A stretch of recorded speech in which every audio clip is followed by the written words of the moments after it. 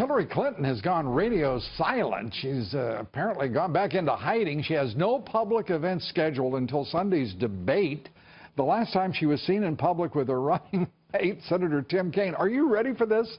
Was a joint rally held on Labor Day 31 days ago. They haven't even been in each other's presence. We're told there's been one phone call. I'm not sure I believe it. Donald Trump, on the other hand, continues his campaign swing through the western states. Events in Las Vegas, Reno, Henderson, just outside of Las Vegas, before heading back to the East Coast for events in New Hampshire, then Wisconsin later this week, as he is preparing, we're told reliably, for the debate this time. I can insert that. Joining me now, former prosecutor and Berger-Singerman partner, Katie Phang. Good to have you with us, Counselor. And Republican campaign strategist, Fox News contributor, Tony Sayegh. I can't say, well, you're a counselor of a different sort. Of a different sort. Absolutely. Don't get the same billable rates, though.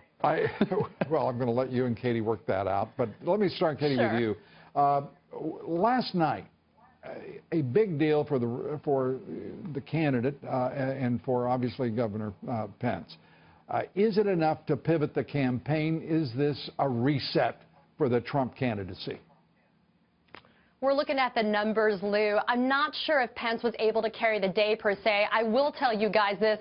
I'm kind of disappointed there's only one, because maybe the next time we were to do this, they could put a shock collar around Kaine every time he kept on interrupting Pence. But, you know, Pence did a spectacular job. I think he unfortunately highlighted the personality differences in terms of the way that each candidate carries themselves. I think Trump, he's a dynamic guy, dynamic speaker, but Pence's composure really stood out, and I think it was in a stark contrast to what we see from Donald Trump sometimes.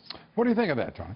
Well, no doubt that you had, in my opinion, Governor Pence deliver as good a debate performance as anyone could have expected from him.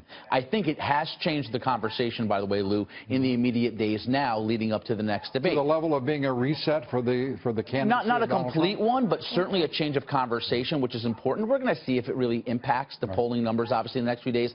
But the reality is he outmaneuvered, he outclassed, and he outperformed Tim Kaine in a way that was so impactful that it was very difficult, not even for those on the left, to acknowledge. If you look at the CNN ORC poll, Kaine's approval numbers, well, just to share some of the news from our Democratic friends, Kaine's negatives went up by 12 points after the debate. 43% of only 12 in a Democratic-leaning poll the same debate went up 12, and 43% in a Democrat-leaning poll said he underperformed. You know, that speaks to the kind of bad night he had. A couple of things, Katie, before I turn to you.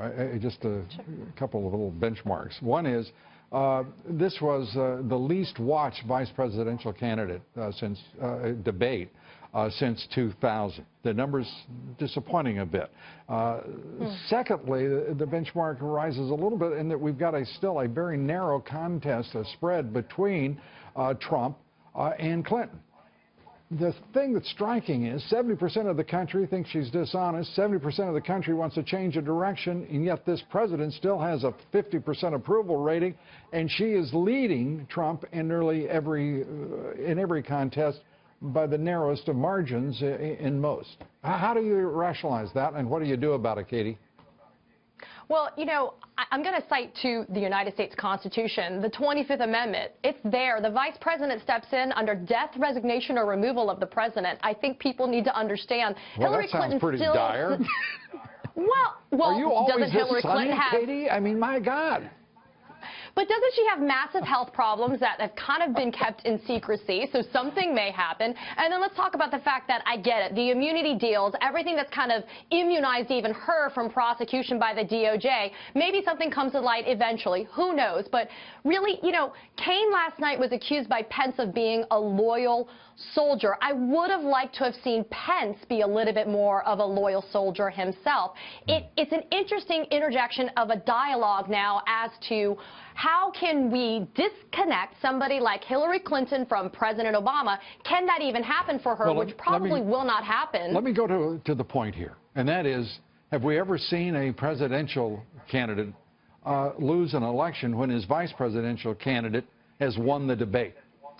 You sure probably have in recent memory, but I just hit you blind with that. Well, I'm going through my Rolodex there, Lou. I mean, I'm a pretty bright guy, but that was a lot to ask for. Well, the answer is not as far as we know. Katie Phang, Tony Sayegh, we thank you both for being with us. We appreciate it. Guys. Thank you, Lou.